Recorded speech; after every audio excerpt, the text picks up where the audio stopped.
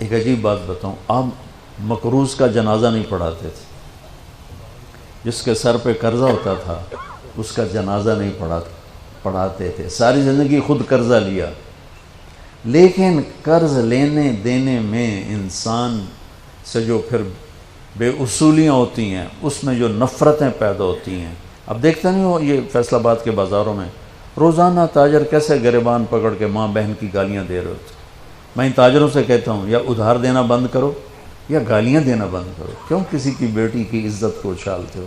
لاکھ 2 لاکھ کے پیچھے نہ کسی کی ماں چھوڑتے ہو نہ بہن چھوڑتے ہو. لعنت ہے تمہاری تجارت جو تمہیں انسانیت سے نکال کر جانور بنا دے، درندہ بنا دے. اگر نہیں حوصلہ مت بیچو ادھار، اور اگر بیچا ہے تو پھر صبر کرو. ایک حدیث سناتا ہوں آپ کو، یاد آ گئی. میرے نبی نے فرمایا بنی اسرائیل کا ایک آدمی اللہ کی بارگاہ میں پیش ہوا مر کے. اللہ نے پوچھا کی لے آندائی؟ کہنے لگا ویلا کوئی شا کوئی نہیں، کوئی نماز کوئی نہیں، روزہ کوئی نہیں، حج کوئی نہیں، تسبیح ذکر کوئی نہیں. اللہ نے فرمایا یاد کر کوئی نیکی ہے تیرے کو؟ پھر کہنے لگا یا اللہ خالی کچھ نہیں. اللہ نے تیسری دفعہ فرمایا وہ کوئی نیکی تو یاد کر. تو کہنے لگا یا اللہ ایک یاد آئی ہے، میں تاجر تھا بڑا، جو تھوک کے ہوتے ہیں ہول سیلر، تو میں مال اٹھواتا تھا. جو لوگ پیمنٹ دینے میں تنگ کرتے تھے میں انہیں تنگ نہیں کرتا تھا. میں نے نوکروں سے کہا ہوا تھا جب دے دے لے لینا. اور جو دینے کے قابل نہیں رہتے تھے، یہاں تو ان کے گھروں پہ قبضے ہو جاتے ہیں نا، جو دینے کے قابل نہیں رہتے تھے ان کو میں معاف کر دیتا تھا. جو تو آنکھیں کوئی نیکی ہے. تو میرے اللہ نے فرمایا، میرے نبی نے فرمایا، میرے اللہ نے فرمایا تو نے تو میرے بندوں کو بڑا سکھ پہنچایا، آج میں تینوں سکھ ہی کرنا، جا مفت جنت جا مفت جنت. بھائی وہ حقوق کا معاملہ بہت سخت. تو میرے نبی جیسی پاک ہستی حقوق کے بارے میں کہہ رہے ہیں بھائی جو کوئی بدلہ لینا جائے اتھے ہی لے لو.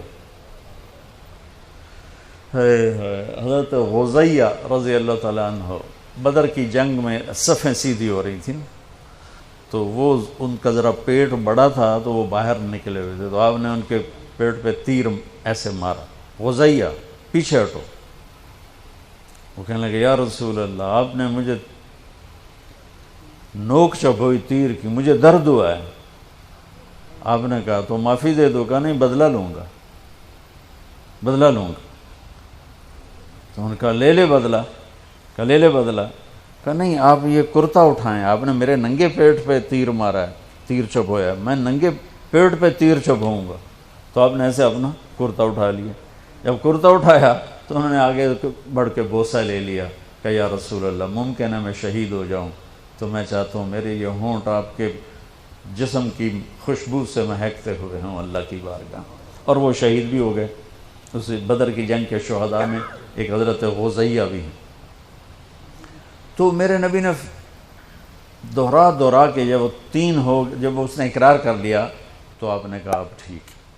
تو بھائی وہ کاروبار کرو جو مرضی کرو، ادھار دینا میں روک نہیں رہا ہوں، لیکن یہ دیکھ لو کہ عزتیں اگر پائمال کرنے سے بچ سکو پھر دے دو ادھار، اور اگر پگڑیاں اچھالو پھر اللہ کے واسطے چھوٹا کام کر لو، کسی کو بے عزت نہ کرو.